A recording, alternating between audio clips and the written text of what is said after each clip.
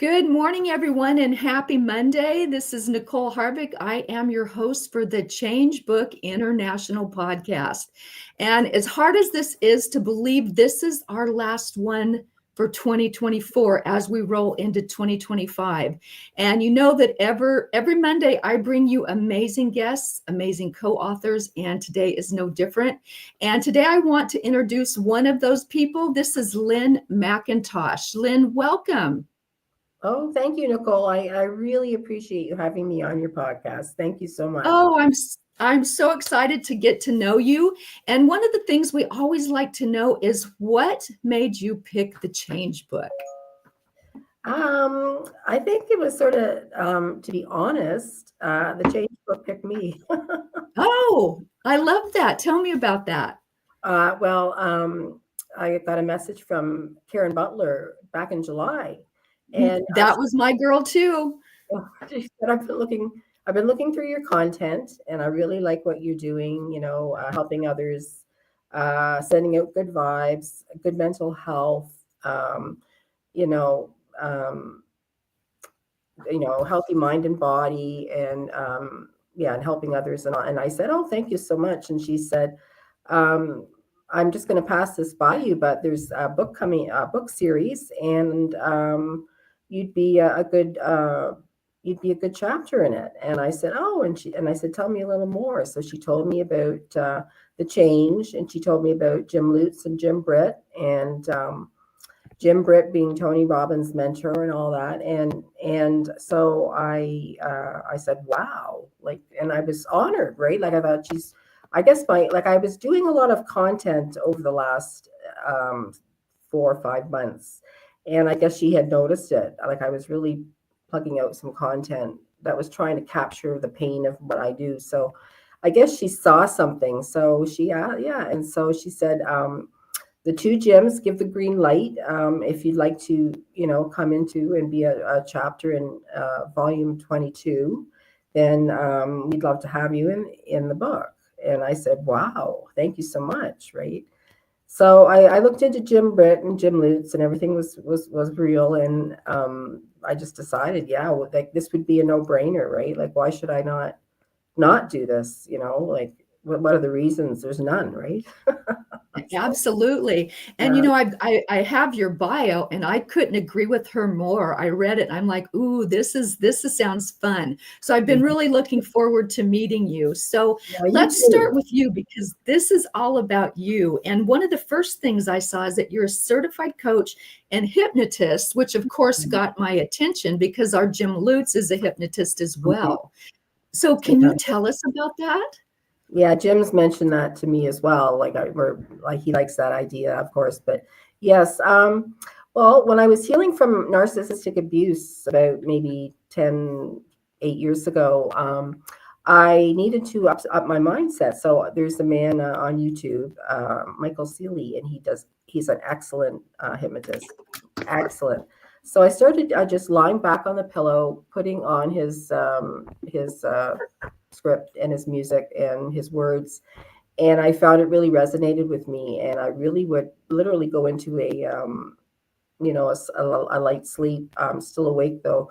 And I came out, and after day after day after day of doing this, I became happier. My mindset started to shift. I started to feel more hopeful. I started to feel more positive. Like I felt, just my whole mind was changing, right? So I thought, this works. This really works. Like this has a hypnosis. So I said to myself, you know what? In a year or two, I'm going to get my certification. I want to be a hypnotist along with being a coach. So I sort of put it to the side for about a year. And then just before COVID hit, I decided I'm going to go get it. So I was referred to, she's Russian, and she lived in Russia. She became a mechanical engineer. And then she didn't like it. She found it boring. So she says, I'm going to become a hypnotist, and I'm going to teach it. So she was my teacher up here in Toronto, and an excellent teacher. She does everything, stop smoking, stop eating, stop this, stop that. So I really learned from a really good teacher. And I truly believe in it because it worked for me. So yeah, and Wow. my coaching program is actually my journey to healing. So I know it works, right? Because I've done it. So yeah. Yeah, you're sitting here being interviewed with a smile on your face. So I'm going to have to go with that assessment. It looks like it worked really, really well. And Yeah. I know some people are a little bit that I've found are a little bit resistant to hypnosis. What is that fear base that they're going through when you say the word hypnotize? Where does that come from? Well, I think some people might think that they might lose control of what they're Mm. thinking. The hypnotizing. Oh, like, what's she going to do to me? Is she gonna take away the control? Like I'm not going to be able to, you know, like they get scared of losing control of like being under hypnosis, or they think of that with the bell and ding ding ding ding. I am putting you under hypnosis, and then it's not like that. Like, and I tell them that because a lot of them do think hypnosis. Oh no, it's like that ding ding, and it's not like that. And from the method I've learned, it's not like that at all. And you decide when to go under hypnosis. It's not me telling you to go under, it's you deciding. When you decide when you want to go under hypnosis. So it's nothing to do with me controlling you or telling you what to do or anything like that. So, and when they hear that part of it, that it's actually you doing the work, then they go, oh, really? Oh, wow. And then their whole mindset shifts towards maybe a positive reaction towards hypnosis, right? Yeah, that's wonderful. I have used hypnosis for many things, and I find it incredibly effective. Mm-hmm. So for me, there's no fear. Mm-hmm. But one of the things you just brought up too was the word narcissist, Mm-hmm. and that was my journey. Mm-hmm. And I still find myself sometimes like when I'm driving of all times, maybe there's some highway hypnosis to that. I don't know, but Mm-hmm. it'll pop up. It'll pop up from a long time ago because my journey started in 2013. Mm-hmm. How does one find that deep seated or rooted emotion to bring that forward and get rid of it? You mean to get rid of the narcissistic abuse? Yeah, yes, the trauma that is associated with that. Well, I think for a lot of people, and not just me, but a lot of people, they reach a point where they just have had it, like the feelings of self-doubt and anxiety that the narcissist puts into our head and makes us want. They're projecting their pain onto us. That's all. That's all they're doing. So what we're doing is we're living someone else's pain, and why? We have our own pain. We don't want to live two people's. Because narcissists can't introspect and deal with their pain and say, gee, I have a problem. Let's work on this. Let's see if I can fix it. They can't do that. It's just constant denial. I'm fine. I'm great. You're the problem. It's all you're to blame. So they shift everything onto you. And I think a lot of people that are on the other side, like getting the abuse, they get fed up because they as time goes on, they start to see the light, right? Like there's something off here, right? I'm not doing anything, and they're telling me I'm doing all this, but I'm not doing anything. I know I'm not, and so you start to figure it out, right? What's actually going on, and then I can, like me and a lot of others, they come to a point where, geez, I know exactly what this person is doing. I'm going to get myself going here and get my up my game and get out of this mess. And and the first step is, of course, to go no contact or go little contact. If you can't go no contact, go small contact, right? But yeah, you figure it out, and you figure out, no, I'm not going to do this anymore. I'm not going to be the scapegoat. Um, and I've changed a lot because I really see now, like I have like a narcometer, right? So I can detect, I love that. I think I might have that too.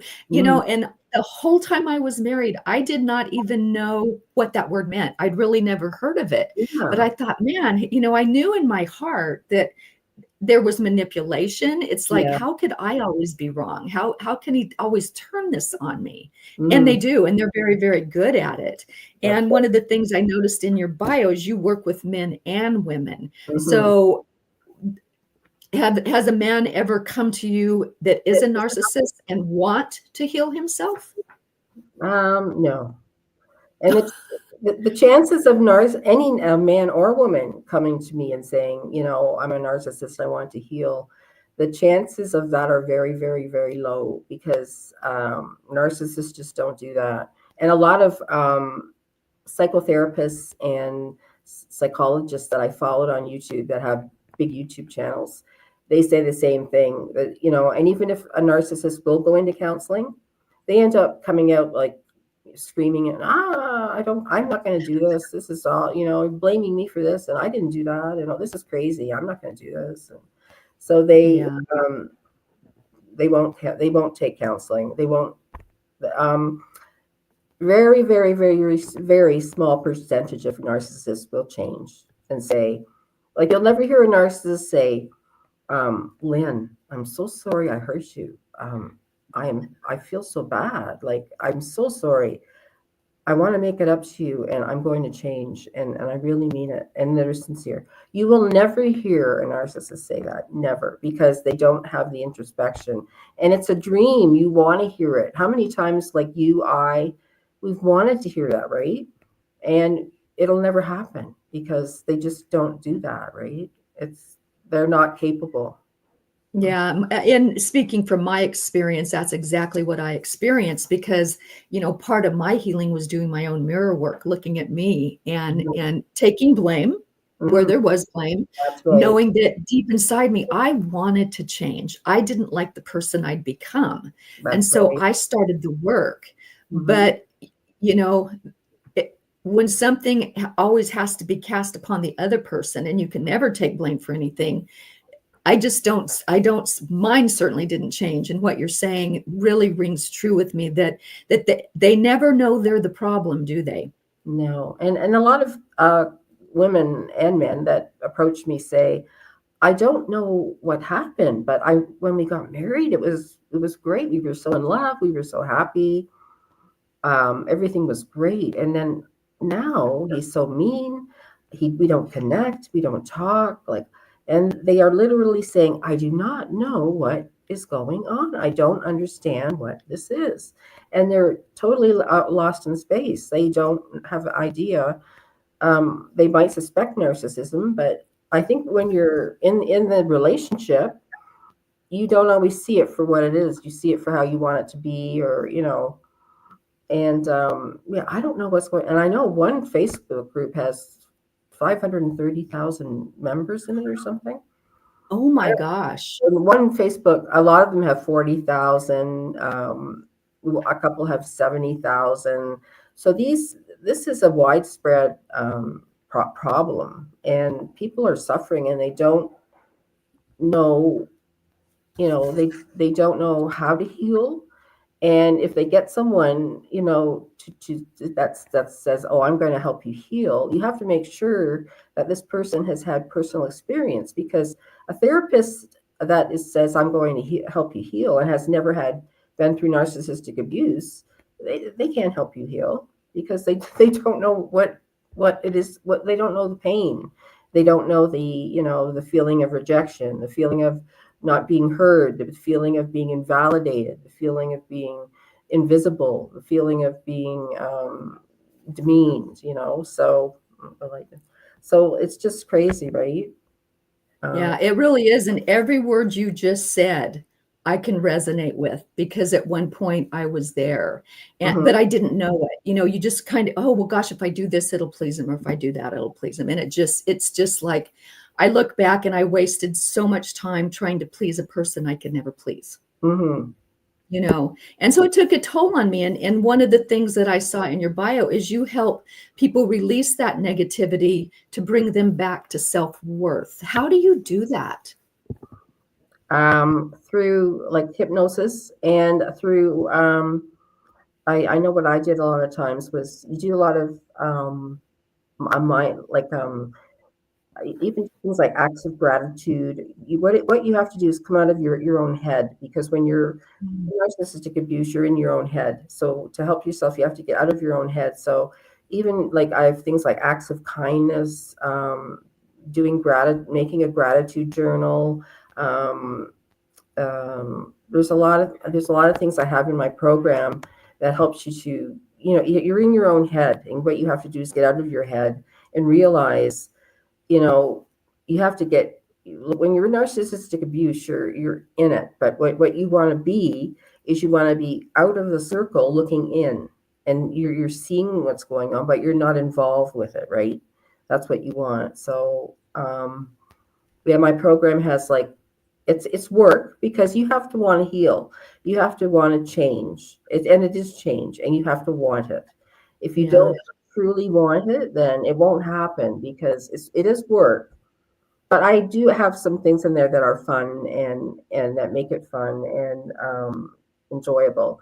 But a lot of it Good. is work, and standing up and saying I'm not going to take this anymore, and either leaving your partner, or a lot of them do leave their partner.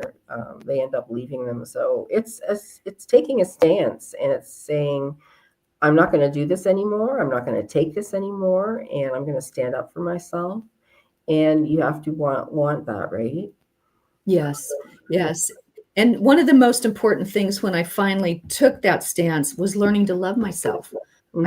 I realized I never really loved myself. I didn't know that was a thing. Yeah. And as I look back, I'm like, well, no wonder I let that happen, Mm-hmm. Mm-hmm. But can you expound on your workshop, or whatever you want to course, whatever it is that you're offering, and where do you start and where do you end with this? Well, it's called Reclaiming Your Life and Joy After Leaving a Toxic Relationship.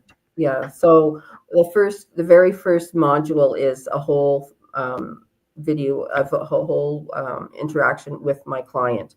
It's all about them. They tell me the story. They tell me their past. They tell me how they met the narcissist. They tell me, the stages of the relationship. They tell me the pain they're feeling. What are you feeling?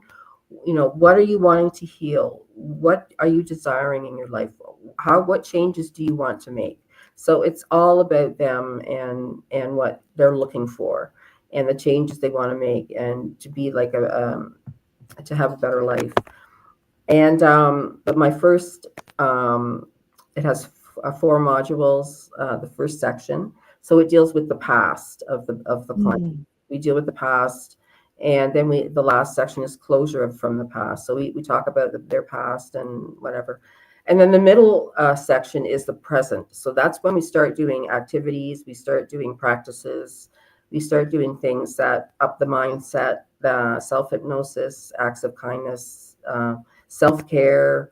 Um, I tell it like just a little thing, go out, do that, go change, go get that makeover that you've always wanted, go do it. Go do something today that you would never think of doing, and do it. Like just today, go do something that you always say, oh no, no, no, I would never do that. Go and do it. Like it takes a lot. It takes changing things, right? That I've Oh, always yes. like that, right? And they come back and they say, Lynn, I'm so glad what you told me. I actually had courage, and I went and I did it, and I feel so good about myself. And when I hear clients say that, it's just, I'm like, oh, that's why I do it. That's why I do this, because Oh, I want them to say, I couldn't do it before, and now I can do it. And it gives them confidence, and you can see they're getting stronger, and you can see they're getting further and further away past that narcissist, because they're gaining confidence, right? They're gaining self-esteem. So, and yeah. it just gives me, that's why I do it, because I don't want to see these people suffer like I did too, right? And like you did. It, and I want. suffering is the perfect word too, isn't it? Mhm.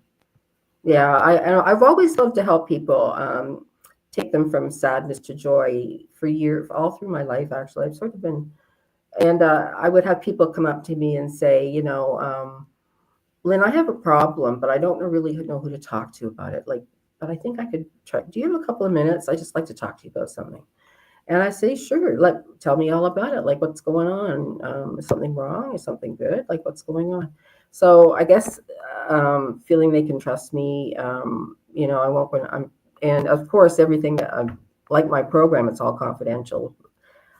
I'm not a gossipy person, and I'm not well, we all gossip a little bit. I'm not going to be phony like that, but I'm always been the type, if someone comes in and tells me something and they're hurt and they're in pain and they want to let it out to me, I take that in private, and I keep it there. And same with my clients, right? But yeah.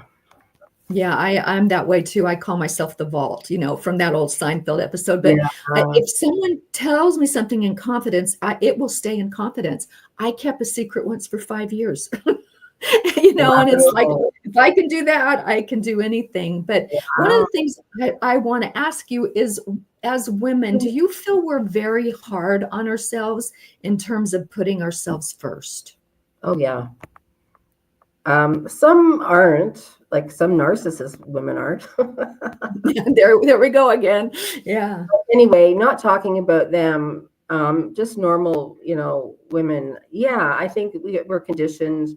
A lot of us are afraid to, or we don't know how to, like, because we've always been conditioned to think of, mom and dad, or we got to think of the husband or the kids, or like for me, for instance, I raised my children, my husband, like it was all about them. And you get to the point where, well, what about me? And as my children got older, I realized I have to start thinking for myself. What do I like?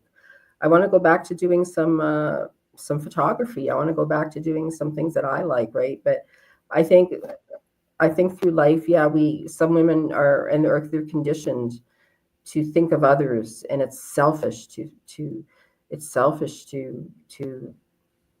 go out and buy a really gorgeous dress, and like it's selfish to do that. Like they're conditioned that it's like a selfish thing to do things for yourself, but actually it's the reverse.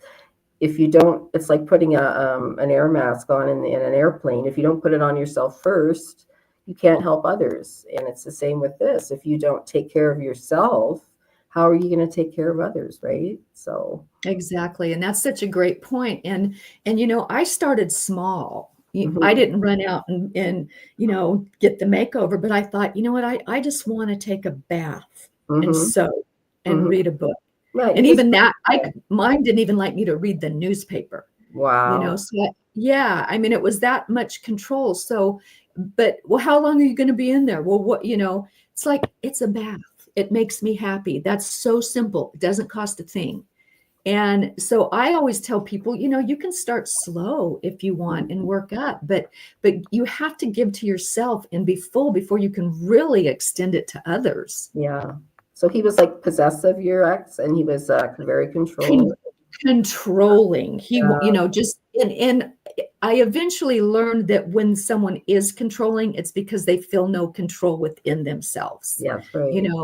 And then one of the things I learned, which was very important for me from the 4 Agreements, the book, was take nothing personally. And when I realized it was never really about me, it was about what was going on inside of him, I was able to release a lot in terms of that was his problem, not mine. Exactly. Why would someone hate me reading the paper? That's exactly right. It's exactly right. Yeah. And, at first we don't see it, but then we start to see it, like, there's nothing wrong with me reading the paper. Like, it's his problem. You start to see it. But was he also demeaning, Nicole, and like very manipulative? Let me tell you how demeaning he was. And one of the things he said to me is, he told me, he says, this right at the end, he goes, "You're uneducated and untrained." Because he felt that piece of paper meant he was more intelligent than me, that college diploma. Oh, and okay. I told him, I said, that is really hurtful to me. He says, "I can't help it. It's true." So that is going low, in my opinion. Yeah, see what they do. They have no empathy. If you say, that's hurt, they just brush it off. There's no empathy, right? None, absolutely zero. And as I look back, I just think to myself, it happened for me, not to me, because in my line of work as well, helping people, helping them heal, you said it perfectly, because you said, if you don't go through it, you don't really understand it. Mm-hmm. And I totally agree with that. And Mm-hmm. having gone through that with him, and he still doesn't know he's a narcissist. He has no idea, I guarantee you. Wow. But as I stand back and look, I'm not saying I didn't hurt when I went through it, but I'm grateful that I lived through it. I now understand it, and I overcame it. And that's an awesome thing to have done. Very, very awesome to have done Thank that. you. And Thank you. you now have a great life, and you're narc free. And yeah, it takes a lot of strength, and it takes a lot of courage, and it takes a lot of resilience, to do this. But they say if you have desire for something, you have 90% of it done right there. If you have the desire for something, Wow. you have 90% right there done. So yeah, it seems like you and I, we both desired to not play this victim role, right? And to get out of it and be the thriver. So that's what Yeah. that's what Yes. you have. And I'm talk about gratitude journal right there. I think the first entry should be get rid of the narcissist. I'm grateful I got rid of him, Mhm. if I were to do that journal. But, you talk about amazing. And we're getting towards the end, I want to hear about you being the woman of inspiration in Canada in 2020. Tell us about that. That's exciting. Yeah, that was an exciting time. It was she's a media girl up here. She works in Hollywood too. She works in California too, but she's a Canadian, and she lives up where I am. And this was a few years ago, but I think it was on her podcast. She has a podcast. Her name is Tracy Lamourie. She's a media girl. I was on her podcast, and about a day later, she says, "I've messaged one Woman of Inspiration Canada. I'm going to nominate you for Woman of Inspiration." And I thought, "Oh, this is a scam." Like, I thought at the time, this is a scam. Like, what is going on here, right? So, and then in a half an hour later, she goes, "Lynn, you're registered in to be nomination for Women of Inspiration Canada 2020." And I said, "What? Really?" And she says, "Yeah." And there's other women too. I wasn't just the one, but just to be nominated. And then the girl that was the head of it came on a talk with me and was telling me, like asking me similar questions to what you're asking me, and how did I get into the narcissism thing and all that. And she said, "Lynn, it's an amazing story." And she said, "I myself have been touched by narcissism as well." So yeah, and then we had a huge Zoom call with all the nominees. It was really exciting to be nominated for that. And she just said, "Lynn, I'm acknowledging your work. Like you are doing it's such a great thing to turn your life around like you have, and now you're helping others, right? And to take it from being a victim to being a thriver and helping others." I go, "Oh, thank you so much." And I go, "Well, I just wanted this." And she said, "It's amazing. Like, I just wanted to nominate you because," and I was named for another thing too. I was on her podcast, and she invited me with two other girls, and then we finished the podcast, and then she also nominated me for a Coach of the Year. It was in South Africa, but Wow. she has her own thing going. Like, she's quite a big coach and does a lot of good things. So I was asked. It was the same thing. So I guess what I'm learning is people see if you're trying at something, if you have a goal, if you have a strong belief in something, and if you're creating content, you're connecting, you're touching pain points, you want to help others, people can see it, and they know that this person is trying to help, right? And they see that, and they're drawn to it, right? So yeah. Absolutely. Well, Mhm. I know we're at the end here, but I do want to let you know that I think you're very inspirational as well. I can see why you won that award. Thank you so much. You've been You've kind. just been a pleasure to talk to. And when you relate with someone, it really makes it more fun. It So does. I love that you're open about it. I think, Yeah, we really need to be open about these things so other people have the courage to come forward.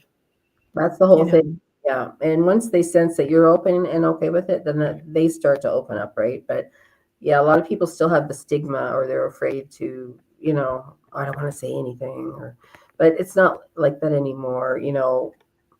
Um, and a lot of people that I do coach, they are very open about their situation, and they want to heal, right?